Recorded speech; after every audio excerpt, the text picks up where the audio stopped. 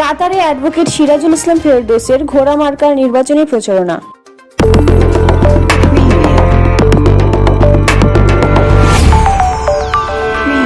Nurnagar news, সময়ের সাথে সত্যের পথে।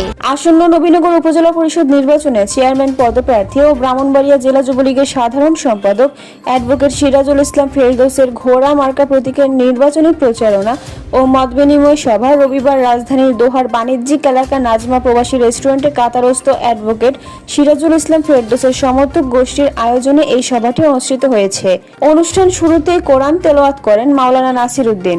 বিশিষ্ট ব্যবসায়ী মোহাম্মদ রাসেল মিয়া ও সুমন মিয়ার সার্বিক তত্ত্বাবধানে এবং জাতীয় শ্রমিক লীগ কাতার শাখার সাধারণ সম্পাদক মোহাম্মদ হারুনুর রশিদের সভাপতিত্বে প্রধান অতিথি ছিলেন কাতারস্থ ব্রাহ্মণবাড়িয়া জেলা প্রবাসী কল্যাণ ঐক্য পরিষদের সভাপতি জসিমউদ্দিন দুলাল। সাংবাদিক আমিন ব্যাপারীর পরিচালনায় অনুষ্ঠানে বিশেষ অতিথির বক্তব্য রাখেন বিশিষ্ট ব্যবসায়ী মোহাম্মদ দুলাল উদ্দিন, মোহাম্মদ নবী ভুইয়া, বাবুল মেম্বার, আফনান দুলাল, শরীফ আলম ভুইয়া, জাকির হোসেন, মোহাম্মদ শরীফ সহ অন্যান্যরা উপস্থিত ছিলেন।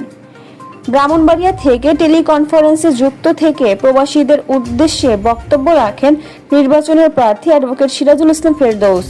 তিনি নিরাপদ ও স্মার্ট নবীনগর গড়তে সবাইকে ঐক্যবদ্ধ হয়ে 5ই জুন সারা দিন ঘোড়া মার্কায় ভোট দিয়ে বিপুল ভোটে জয়লাভ করতে প্রবাসীদের সহযোগিতা ও দোয়া কামনা করেন। পাশাপাশি সবাইকে ঐক্যবদ্ধ হয়ে কাজ করার আহ্বান জানান তিনি।